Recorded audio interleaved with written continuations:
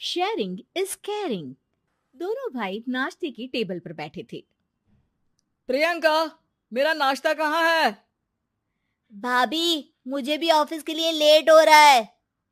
इस पर प्रियंका किचन में से दोनों के नाश्ते की प्लेट्स लेकर बाहर आती है। लो भाई, आप दोनों का नाश्ता। किसी को भी 1 मिनट का सब्र नहीं है। ये प्रियंका का ससुराल है, जहाँ कोई औरत ना होने की वजह से शादी वाले दिन से ही घर के साथ दोनों भाइयों की जिम्मेदारियां प्रियंका संभाल लेती है। दोनों भाई शांति से नाश्ता कर रहे होते हैं कि अंकुश अपने भाई की प्लेट से पराठे का एक टुकड़ा उठा लेता है। आपको पता है ना, मैं खाना शेयर नहीं करता, फिर भी मेरी प्लेट में से खाना जरूरी है क्या? अरे हद हो गई है, मुझे नहीं खाना अब। अंकुर गुस्से में नाश्ता छोड़कर टेबल से उठ खड़ा होता है। अरे, ये कैसा बिहेवियर है अंकुर? एक टुकड़ा ही तो है। एक हो या आधा, मुझे भूख लगी है तो ये सिर्फ मेरा ही है। उसे भी किसी के साथ शेयर करने बैठा तो भूखा नहीं रह जाऊंगा। अरे बाबा, ठीक है, अब इस पर भी लड़ाई। दूसरा बना देती हूँ, पर प्लीज ऐसे खाना बीच में छोड़कर मत जाओ। इससे अन्न का अपमान होता है। ओ प्लीज भाभी, ऐसी कोई चीज होती ही नहीं है। आपके पास पैसे हैं, खरीदो और खाओ। अगर नहीं खाया जाए तो फेंक दो। अरे दुनिया में सब यही करते हैं। अंकुर बैग उठाकर ऑफिस के लिए चला जाता है, जिसके पीछे उसका बड़ा भाई मायूस सा घर में खड़ा रह जाता है। जिसने बचपन से सोने की चम्मच में खाया हो, उसे दुनिया के बारे में क्या पता होगा। वैसे गलती तो हमारी ही है। अगर कभी बचपन में ही सही गलत का फर्क सिखाया होता तो आज ये हाल नहीं होते। आप फिक्र क्यों करते हैं जी? भगवान है, वो जो भी करता है सबकी भलाई के लिए ही करता है। और जब वो चाहेंगे तो अपनी तरह से अंकुर भैया को भी सब कुछ सिखा देंगे। पत्नी की बात पर विश्वास कर अंकुश भी ऑफिस चला जाता है। सुबह से दोपहर होती है और अंकुर लंच करने ऑफिस के पास वाले रेस्टोरेंट में पहुंचता है, जहां वो एक साथ बहुत सारा खाना ऑर्डर कर देता है। सर, क्या कोई आपको ज्वाइन करने वाला है? नहीं तो क्यों? अब कुछ नहीं सर, ऐसे ही। वेटर चला जाता है और कुछ देर में अंकुर का ऑर्डर लेकर वापस आता है, जिस पर अंकुर सब डिशेस में से थोड़ा थोड़ा खाकर बाकी ऐसे ही छोड़कर बिल देकर चला जाता है। वाह भगवान, तेरी माया। कहीं कोई एक एक टुकड़े के लिए तरसता रहता है और ये 5 लोगों का खाना ऑर्डर करके एक का भी पूरा नहीं खाते। पैसे वालों की माया।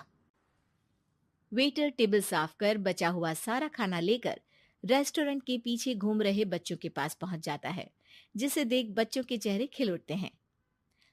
वाह, आज इतना सारा खाना आया। थैंक यू भैया। भगवान आपको खाने की फैक्ट्री बना दे। अगर ये फैक्ट्री मेरी होती तो तुम लोगों को कभी किसी का झूठा बचा हुआ खाना नहीं खाना पड़ता। चलो तुम लोग खाओ, पर ध्यान रखो किसी को पता ना चले, नहीं तो मेरी नौकरी चली जाएगी। इसी के साथ दिन बीतता है और रात को दोनों भाई एक साथ घर पहुंचते हैं। कुछ देर में सब डिनर करने बैठते हैं, जहां अंकुश अंकुर को समझाने की कोशिश करता है। अंकुर, अगर हमें लाइफ में सब कुछ मिला है, इसका ये मतलब नहीं कि तुम उसका गलत फायदा उठाओ, बल्कि तुम्हें उसकी मदद से दूसरों को भी मदद करनी चाहिए। भैया, जिनके पास नहीं है उनकी वजह मैं तो नहीं ना। और ऐसे बहुत लोग हैं जिनके पास सब कुछ है। इसलिए अगर मैं एक इंसान कुछ नहीं करूंगा तो कोई फर्क नहीं पड़ने वाला। तुम्हारे भैया बस एक चीज समझाना चाहते हैं कि जिस चीज की हमारे पास कमी नहीं है, उसे बर्बाद करने से अच्छा है कि लोगों के साथ शेयर करें। इससे हम सिर्फ सामान नहीं, खुशियां भी बांटते हैं, और इसमें तुम्हारा ज्यादा कुछ तो जाएगा नहीं। भैया भाभी की बात सुन अंकुर कुछ बोले बिना उठकर चला जाता है। इसी तरह दिन बीतते रहते हैं, जिसमें अंकुश और प्रियंका कोशिश तो बहुत करते हैं, पर अंकुर पर किसी भी चीज का कोई असर नहीं पड़ता।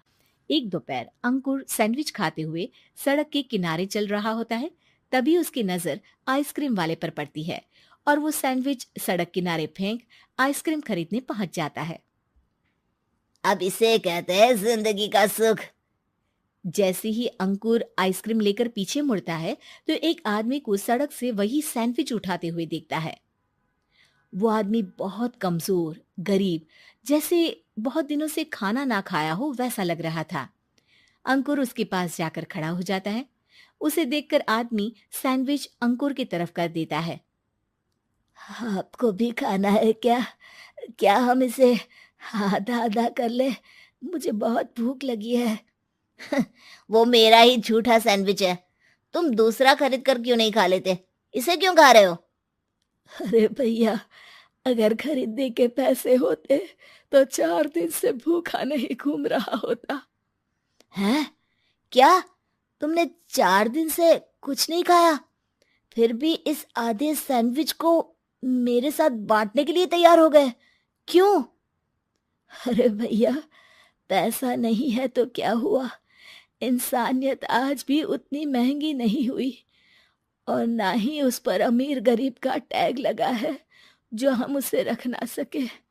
पर अफसोस, आजकल लोगों के अंदर पोषण, खून या विटामिन से ज्यादा इंसानियत की कमी होने लगी है।